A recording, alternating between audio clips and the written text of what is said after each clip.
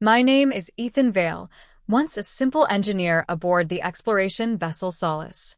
I never planned to meet aliens. I never planned to fight for them. And I definitely never planned to be told, by an alien queen, no less, that marriage preparations were being arranged for me. But fate doesn't ask permission.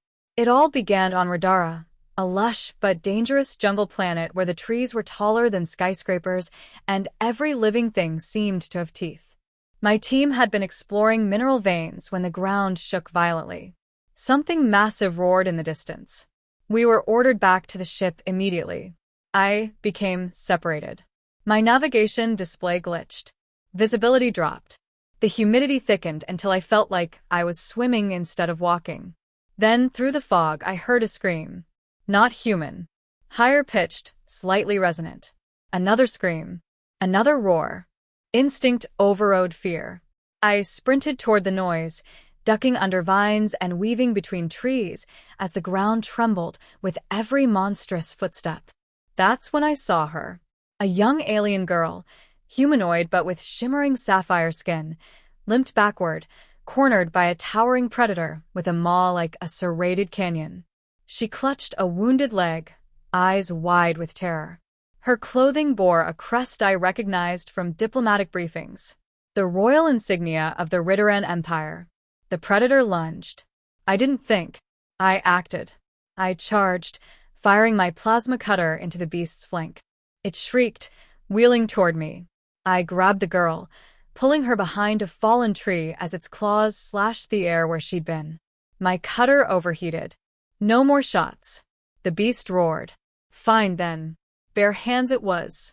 I dove aside as it pounced, grabbed a shard of broken exoskeleton from the ground, and jammed it into the creature's eye. It convulsed, flailing.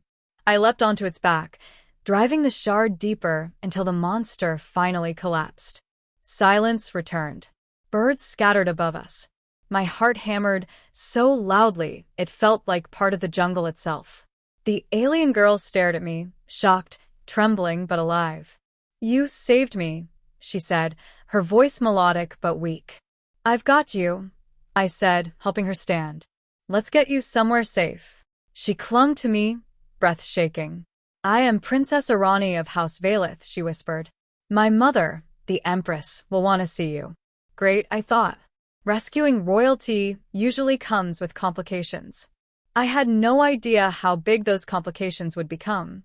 The Empress, makes her decision. Rydaran guards found us not long after Arani sent a distress call. They surrounded me instantly, spears humming with high-frequency energy, but the princess shielded me. He saved my life, she insisted.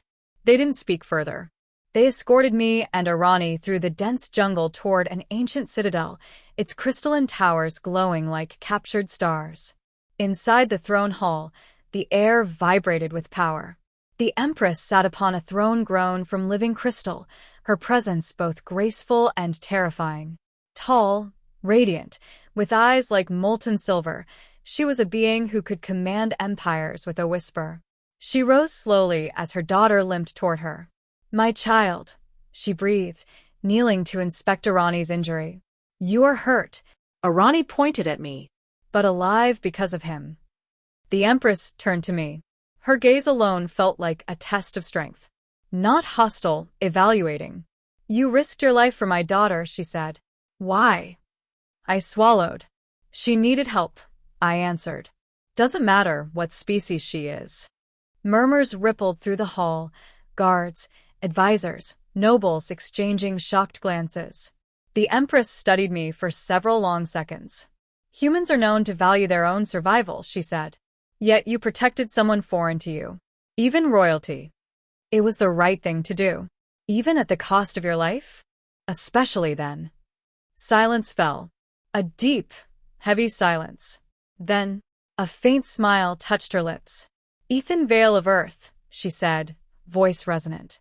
You have performed an act of honor greater than some among my own bloodline. Arani grasped her mother's hand. He fought the thorn beast barefisted. The Empress raised an eyebrow. A warrior's courage. Then she turned to her advisors. Tradition demands we repay such a debt. Several advisors nodded. One did not. A tall, armored Ryda named General Korith stepped forward.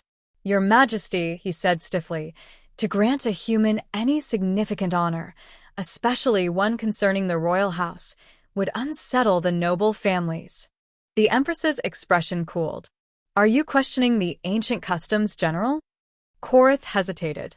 No, my Empress. But his glare toward me said otherwise. The Empress walked toward me. Her presence was overwhelming, like a sun wrapped in a humanoid form. She stopped right before me. Human. Kneel. I knelt, heartbeat thundering. She rested a hand on my shoulder. Her touch was unexpectedly gentle. It is the decree of my house that the one who saves the life of a princess becomes bound to her destiny. Bound? Destiny?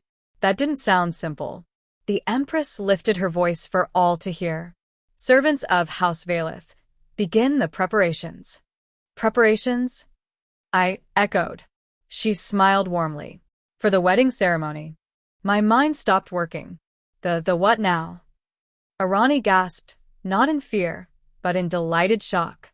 General Korith looked like he wanted to strangle the air itself. The Empress continued calmly. You saved my daughter. You have proven your honor. By our ancient law, she now chooses you as her life bond. She glanced at Arani, and I see she agrees.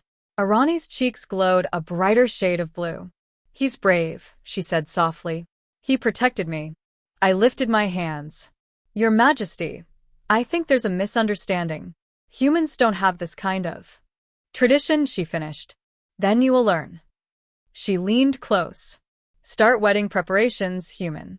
The hall erupted in activity, guards rushing, servants bowing, nobles whispering furiously. Me? I was frozen. Can we talk about? No, she said simply. You will be treated as an honored guest until the ceremony. My daughter's savior will receive only our highest respect. Respect wasn't the issue. Marriage was. But refusing the Empress of a warrior empire? That sounded like a shortcut to a shallow grave. Arani walked beside me as I was escorted to royal quarters. I apologize if this is overwhelming, she said softly. But our traditions are very old. My mother must follow them. You're okay with this? She hesitated. I nearly died today. You risked everything for me. Our people don't ignore bonds forged in life-or-death moments. I sighed. I'm not trying to disrespect your culture. I just don't want you forced into anything. She looked at me, really looked at me. I'm not being forced, she said gently. That surprised me. But before I could ask anything more, a servant interrupted. Human Ethan, your ceremonial attire awaits. Great. Middle part 2. Plots in the dark. Over the next days, I learned more about Rydaran culture. Their life bond wasn't what humans called marriage. It was a sacred partnership of trust, often between warriors who saved one another's lives. It could become romantic, but didn't have to. Arani seemed relieved when I discovered that. She thought you were uncomfortable, a royal attendant told me. She worried you feared being forced into companionship. I did, but not for the reasons she thought.